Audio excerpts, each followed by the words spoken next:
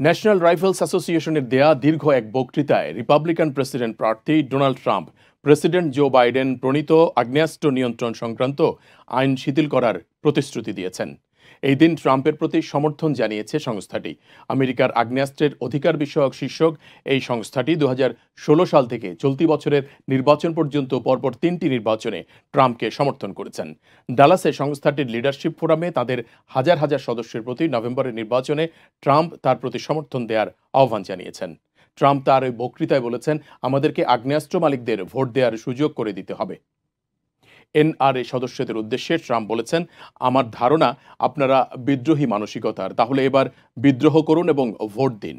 ওই বক্তৃতায় ট্রাম্প আরও বলেছেন, প্রেসিডেন্ট হিসেবে দায়িত্ব গ্রহণের প্রথম দিনই bureau of alcohol, tobacco, fire arms and explosive এর পরিচালককে বরখাস্ত করবেন তিনি।